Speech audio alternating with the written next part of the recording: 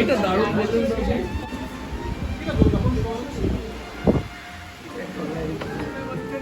খোলামেলা যেটা সেটা রেজেন্টে কি করে থাকে সেটা তো থাকে।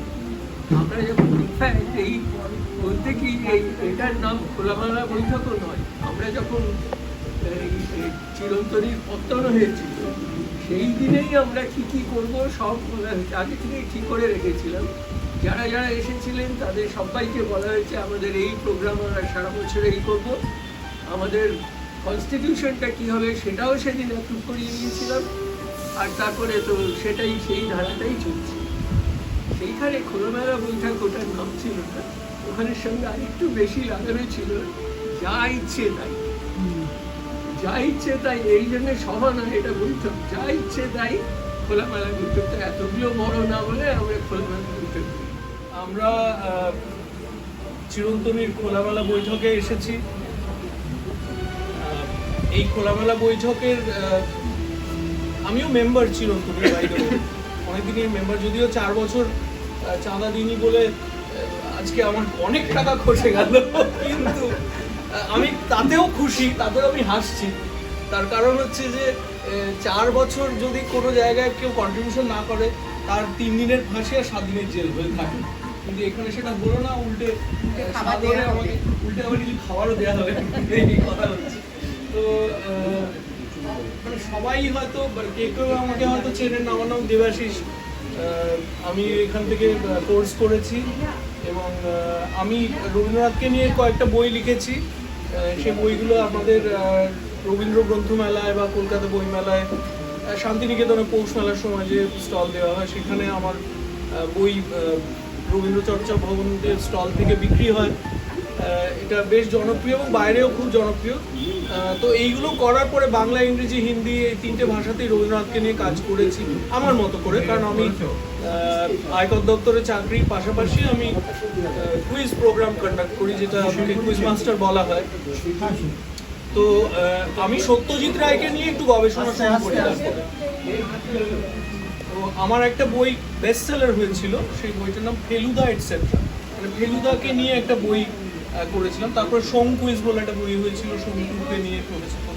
তো এখন আমি সেই 2020 থেকে পড়াশুনো করতে করতে একটা নতুন বই লিখে ফেলেছি, যেটা প্রকাশ আনুষ্ঠানিকভাবে হয়নি, কিন্তু আপনাদের এখানে আমি এনেছি দেখাতে।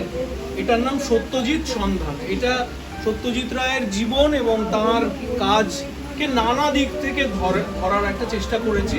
ওই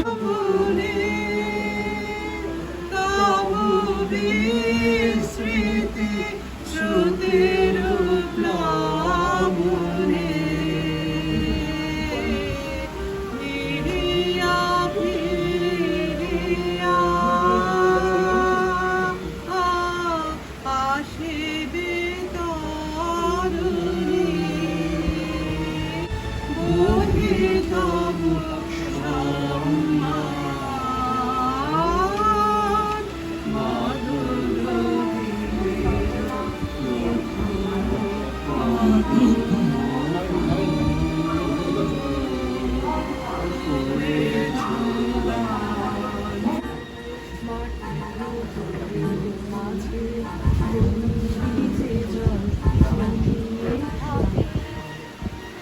কবি কাটিয়ে বাঁধন পালিয়ে যখন যায় সে দূরে আকাশ ফুলে তখন কাজল মেঘের সজল ছায়া শূন্যে আঁকে সুদূর শূন্যে আঁকে মাটি পায় না পায় না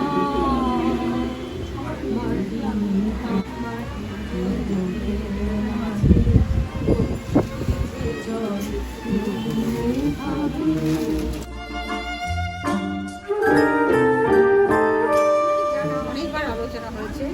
আমরা ঠাকুরিয়া ব্রিজের কাছে একটা বাড়িতে ছিলাম, মানে আমি, গোপা, সুপর্ণা, মেঘন আর আমরাই লেখা।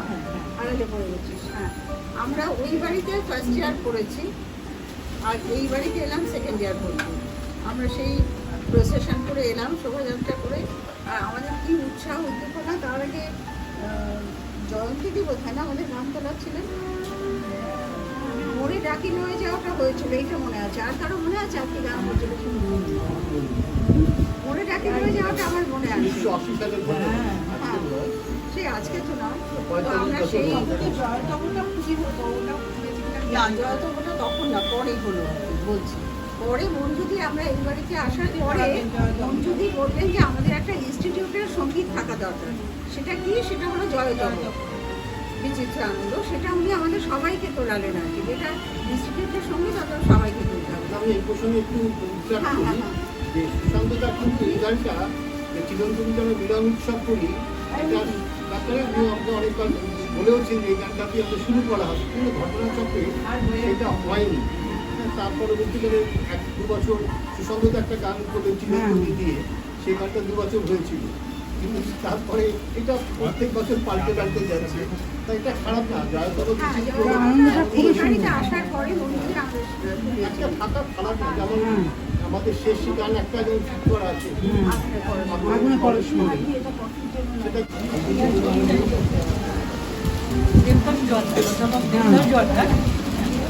উনি টাকি গভর্নমেন্ট কলেজে কলকাতা থেকে ট্রান্সফার হয়ে টাকি গভর্নমেন্টে, না প্রেসিডেন্সি থেকে, সরি প্রেসিডেন্সি কলেজ থেকে ট্রান্সফার হয়ে টাকি গভর্নমেন্ট।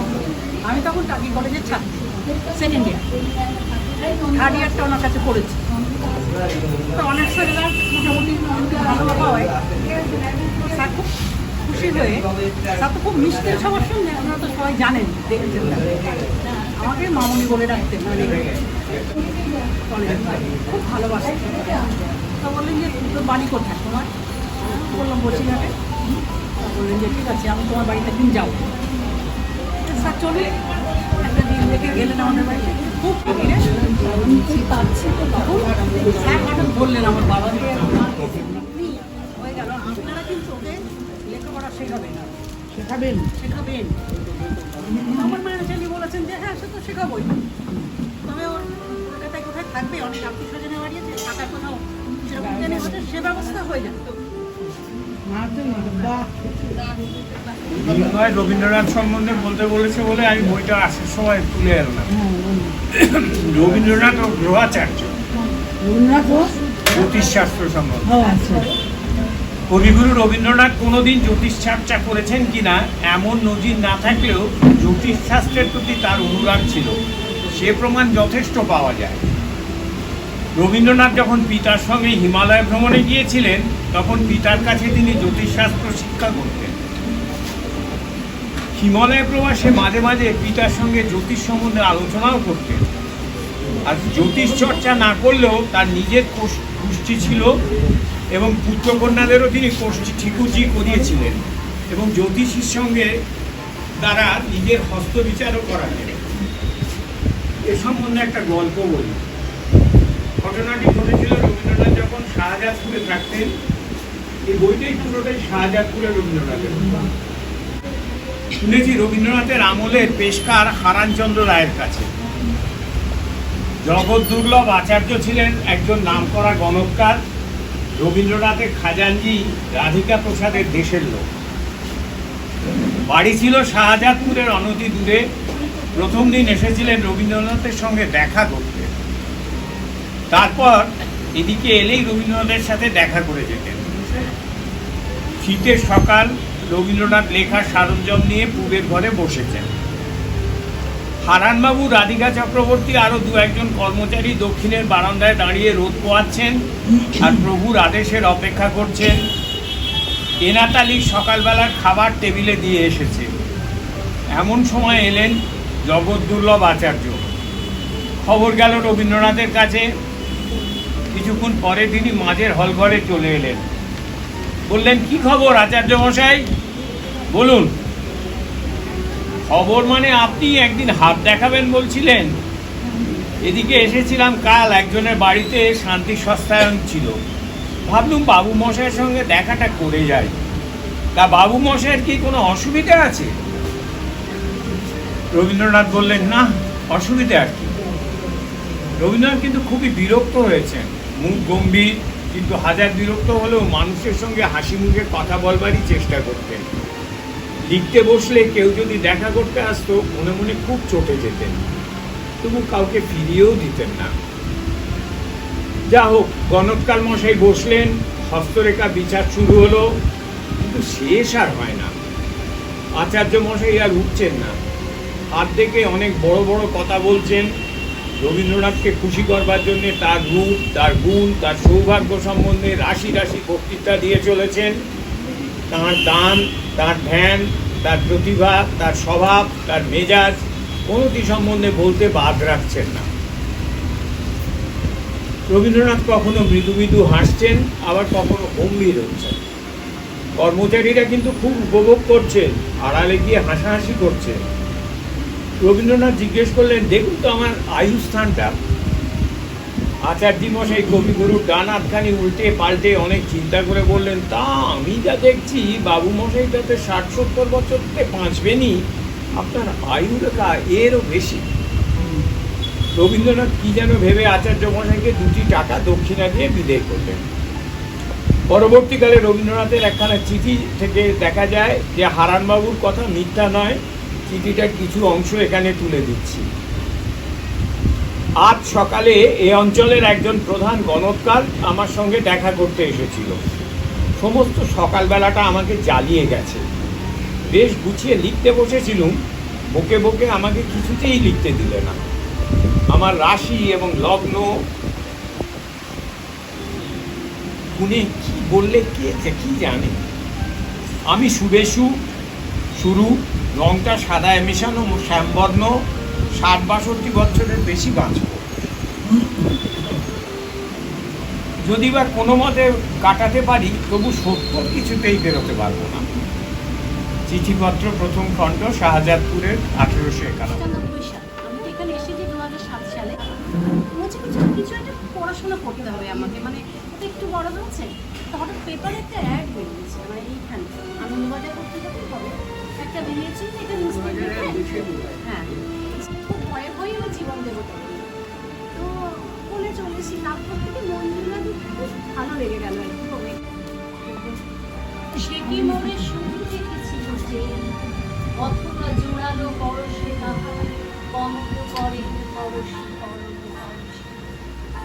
আমি জানি না কি হলো, শুধু এই জানি চোখে মোর সুর মাখালো, কে যেন সুখ অঞ্জন মাখালো, তার আঁখি ভরা হাসি, তা উঠিল প্রকাশী, যেদিকেই আঁখি তাকালো।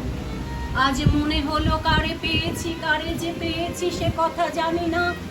আজ কি লাগিয়ে উঠিছে কাঁপিয়া কাঁপিয়া, সারা আকাশে রাঙিনা কিসে যে পড়েছে শূন্য জানি না। এই বাতাস আমার হৃদয়ে রয়েছে, আলো আমার তনুতে কেমনে মিলে গেছে মোর তনুতে। তাই এ গগন ভরা প্রভাত পশিল আমার অনুতে অনুতে। আজ ত্রিভুবন জোড়া কাহার বক্ষে, দেহ মন মোর পুরালো যেন রে, নিঃশেষে আজ পুরালো। আজ যেখানে যাহেন সকলের মাঝে, চূড়ালো জীবন, চূড়ালো আমার আলো ও অন্ত চূড়ালো। একটা বক্তৃতা দিলেন আমাদের এই সভাঘরে নিচে। তা সেটা শোনার পরে আমাদের সবারই মনে হয় মনের মধ্যে একটা খুব মানে ভাবনা চলছিল যে, এবং কেউ কেউ সেটা লিখেওছেন হোয়াটসঅ্যাপ গ্রুপে, যে কে কী লিখেছেন বা কে কী কার কী মনে হয়েছে সেটা। তা সেইটা থেকে আমারও একটা মনে হলো যে আচ্ছা একটু দিতে পাল্টে দেখি যে কোথাও কিছু অন্য কিছু পাই কিনা বা যাই। তা সেইটা ভেবে আমি একটুখানি লিখে নিয়ে এসেছি। হ্যাঁ, চিত্রার আবেদন কবিতাটি সম্পর্কে রবীন্দ্রনাথ প্রভাত কুমার মুখোপাধ্যায়কে 6 চৈত্র 1302 লিখেছিলেন, কর্মশাস্ত্রে যাহাকে ঈশ্বর বলে তিনি বিশ্বলোক। আমি তাহার কথা বলি না, তিনি বিশেষ রূপে আমার, অনাদি অনন্তকাল একমাত্র আমার।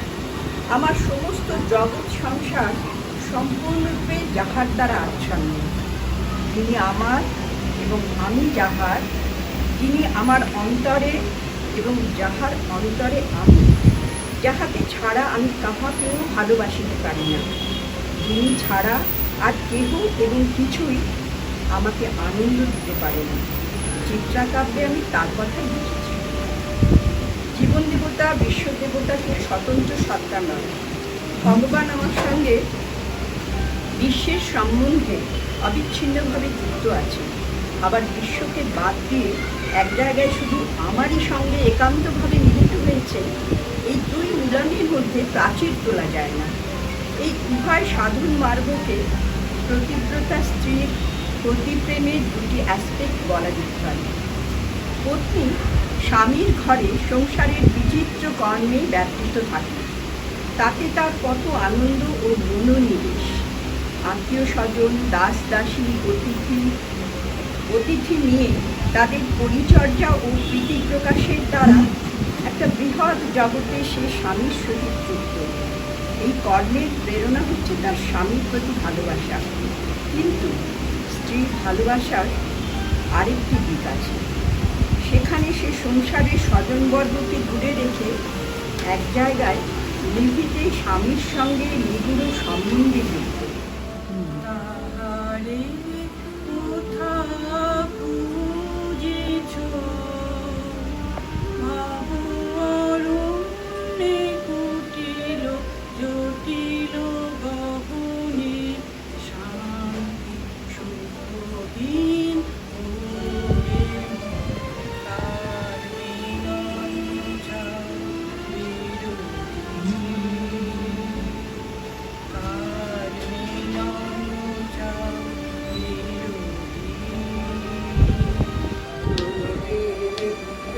চঞ্চল সজল পবন বেগে উদ্ভ্রান্ত মেঘে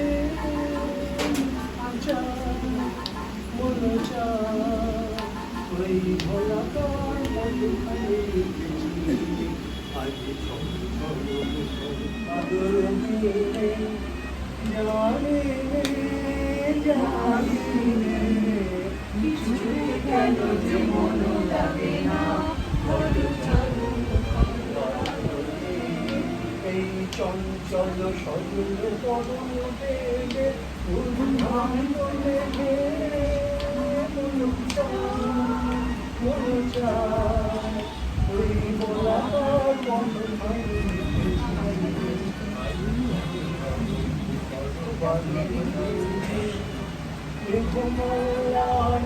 সারা দিন মান বাজে ভাওনানো গান, বাজে ভাওনানো গান, মন হারাবার বাজে বেলা,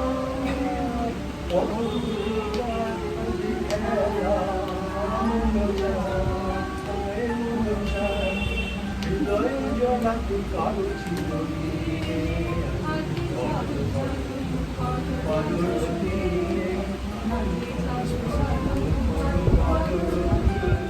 2010 সালে চিরন্তনী পত্তন বলুন, সৃষ্টি বলুন, তৈরি বলুন, সেটা হয়েছিল এই 24শে আগস্ট। তখন ঠিক হয়েছিল যে 24শে আগস্ট যদি রোববার হয় তো ভালো, কারণ তার পরের রোববারে প্রত্যেক বছর এই সাধারণ সভাটা করা হবে। তা সেই পদ্ধতিটাই চলে আসছে। এবারে যেহেতু 24 তারিখে রোববার পড়েছে, সুতরাং আমরা 24 তারিখে এই আমাদের জেনারেল বডি মিটিংটা রেখেছি। আর মিলন উৎসব যেমন প্রত্যেক বছর ডিসেম্বরের দ্বিতীয় রোববার হয়, সেটাই হবে। আর এবছর একটা ভাইটাল, সেটা হচ্ছে যে এবছর আমাদের নতুন কমিটি আবার তৈরি হবে। তো আগের কমিটি যে টেনিয়র পিরিয়ডটা শেষ হয়ে গেছে, অর্থাৎ সেইভাবে চিন্তাভাবনা আমাদের এখন করতে হবে। হ্যাঁ, সেটা আমরা ওই দিন আর কি আগস্টের আগে আমরা একটা এক্সিকিউটিভ কমিটির মিটিং করবো 5টা থেকে 6টা। তার আগে আমরা সবাই যদি ঠিক করে রাখেন তাহলে সুবিধা হয় যে একটা নতুন কমিটি তৈরি করা, যাতে চিরন্তনীকে ঠিক মতনভাবে আমরা গাইড করে নিয়ে যেতে পারি।